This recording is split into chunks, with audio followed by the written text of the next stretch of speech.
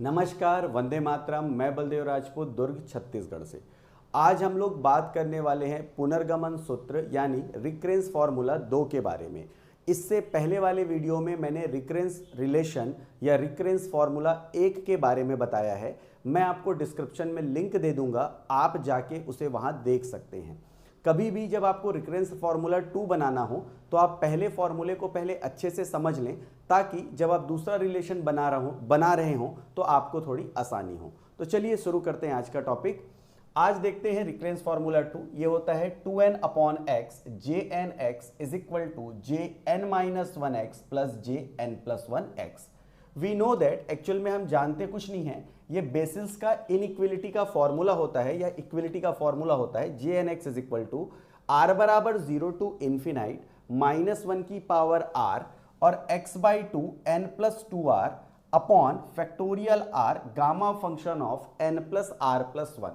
यहां पर अगर फैक्टोरियल n का मैं फॉर्मूले की बात करूं तो ये होता है n माइनस 1 फैक्टोरियल। इसको हम तब तक एक्सपेंड करते हैं, तब तक बढ़ाते हैं जब तक ये किसी से कैंसिल नहीं हो जाता।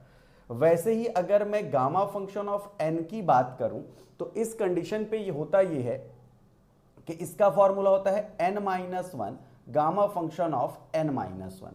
अब इस n की जगह कुछ भी हो सकता है। फॉर एग्जाम्पल अगर मैं इसी को लूं तो यहां पर अगर मैं इसको एक्सपेंड करूं तो n प्लस आर प्लस 1, मतलब n की जगह मैंने क्या लिखा, ये पूरा टर्म लिखा।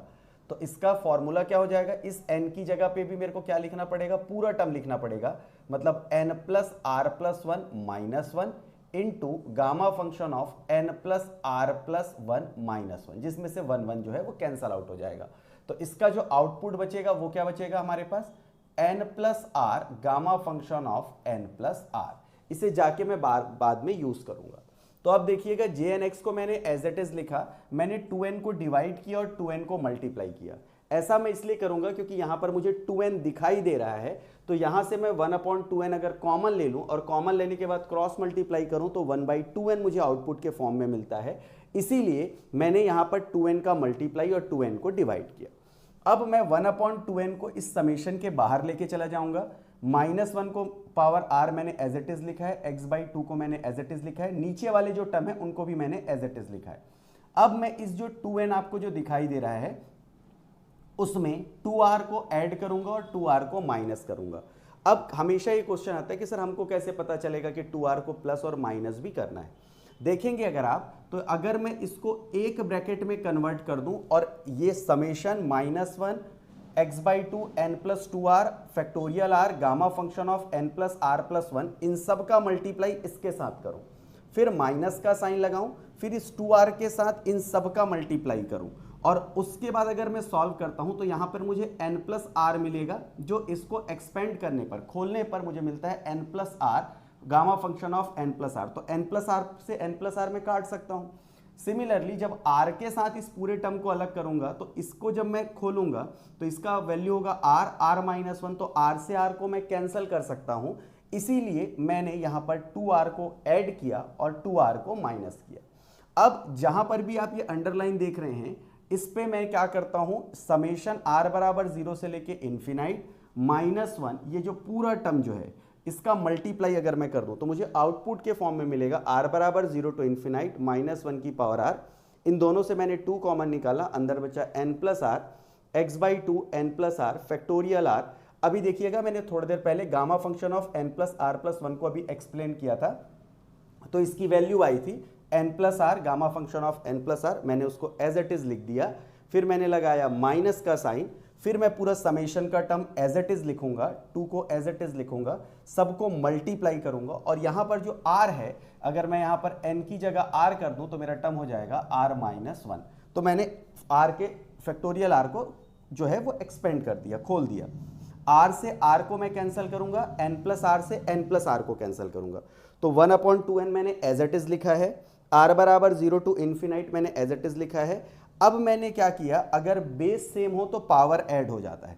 तो देखिएगा n प्लस 2r में मैंने एक माइनस किया है और x बाई 2 को इसमें ऐड किया है। अगर बेस सेम है और अगर मैं पावर को ऐड करूं तो ये 1 और ये -1 क्या हो जाएगा, कैंसल हो जाएगा।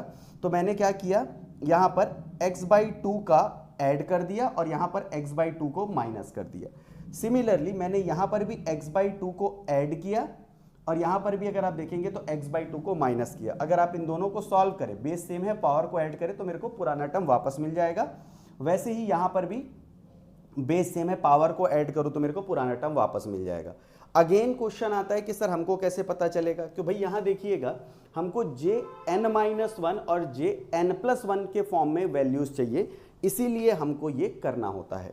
अब देखिएगा Jnx को मैंने एज इट इज लिखा है, 1/2n को एज इट इज लिखा है। अगर आप ध्यान दें तो -1 की पावर r, मैंने 2 से 2 को क्या कर दिया कैंसल, मेरे पास क्या बचा सिर्फ x, यहाँ पर देखिएगा x/2 और ये जो n माइनस था जो मैंने -1 किया था, इस -1 को मैंने यहाँ लिख दिया, प्लस को पीछे लेके गया तो ये हो जाएगा n-1 + 2r। नीचे वाले टर्म को मैंने एज इट इज लिखा है। यहाँ पर अगर आप ध्यान दें तो इस टर्म के साथ भी हमने वही किया है, 2 से 2 को कैंसिल कर दिया, बाकी को हमने एज इट इज रखा है और ये जो -1 था इसको मैं लेके चला गया हूं सामने।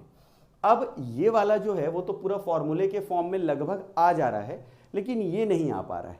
तो इसके लिए हम क्या करेंगे, लेट s का वैल्यू ले लिया है r-1 और इसी को अगर मैं चेंज करूं तो r को मैंने ऐसे ही लिखा और इसको -1 को अगर मैं इधर लेके चले जाऊं तो r का वैल्यू क्या आ जाएगा s+1। अब देखिएगा Jnx को मैंने एज इट इज लिखा है, ये यहाँ और यहाँ इन दोनों के पास x कॉमन है तो मैंने x को क्या ले लिया, कॉमन ले लिया। कॉमन लेने के बाद अपन देखते हैं यहाँ पर बचेगा क्या, r = 0 to इन्फिनाइट -1 की power r, x/2 n-r 2r मैंने एज इट इज लिखा है। यहाँ पर देखेंगे फैक्टोरियल r मैंने एज इट इज लिखा है। इस n+r में मैंने क्या किया, -1 और +1 कर दिया, मतलब एक -1 घटा दिया और एक उसमें जोड़ दिया। ऐसा मैं इसलिए कर रहा हूं क्योंकि यहां पर जब मैं फॉर्मूले से कंपेयर करूं तो मुझे एग्जैक्ट वैल्यू मिल पाए। यहां पर r = 0 की जगह मैंने s = 0 ले लिया। r का वैल्यू अपन अज्यूम कर रहे हैं s+1 तो मैंने s+1 अज्यूम किया, एज इट इज लिखा। यहां पर भी अगर मैं r की जगह क्या लिख दूं, s+1 लिखूं और 2 का मल्टीप्लाई करूं तो 2s+2 होगा। यहां पर r-1 का वैल्यू क्या है, s है, या r का वैल्यू अगर अपन चाहें तो डायरेक्ट यहां s भी लिख सकते थे। मैंने क्या किया है, r का वैल्यू s+1 लिख के काट दिया है।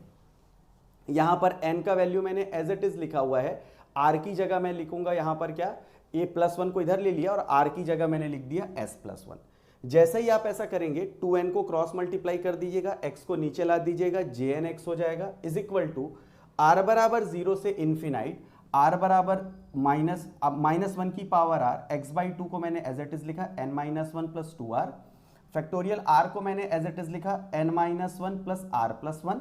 ठीक है, यहां पर देखिएगा s = 0 to इन्फिनाइट, s की पावर अगर बेस सेम है तो पावर को मैं अलग अलग भी कर सकता हूं, तो -1 की पावर s और -1 की पावर 1, x/2 को मैंने एज इट इज लिखा है। अगर मैं -1 + 2 कर दूं तो मेरा आंसर आ जाएगा n+1। नीचे आएगा r की जगह यहां पर देखिएगा फैक्टोरियल s आएगा, n+1 लिखा हुआ है s+1। अब जो ये पूरा फॉर्मूला है उसको अपन ये इनिशियल फॉर्मूले से कंपेयर करते हैं। तो देखिएगा अगर यहां पर n है तो यहां पर भी n है और यहां पर भी n है। तो यहां पर देखिएगा अगर यहां पर n-1 है, यहां पर n-1 है, तो इस फॉर्मूले से यहां पर बेस में क्या आ जाएगा, n-1। सिमिलरली जब यहां पर n की जगह पे n+1 होगा तो यहां पर भी n की जगह पे n+ होगा, यहां पर भी n की जगह पे n+1 होगा। तो यहां पर देखिएगा n+1 है, यहां पर n+1 है, तो हमारा जो फॉर्मूला होगा वो होगा Jn+1। तो अपना जो टोटल जो आंसर आएगा वो आएगा 2n/x, Jnx = Jn-1x + Jn+1x। अगर आप ध्यान दें तो यही रिकरेंस फॉर्मूला 2 या रिकरेंस रिलेशन 2 है। मैं उम्मीद करता हूं आज का आपको ये वीडियो जो है वो पसंद आया होगा। इसी तरह की वीडियोस को देखने के लिए हमारे चैनल को आप सब्सक्राइब कर सकते हैं अगर आपको वीडियो अच्छी लग रही है तो मिलते हैं अगले वीडियो में, तब तक के लिए जय हिंद, वंदे मातरम।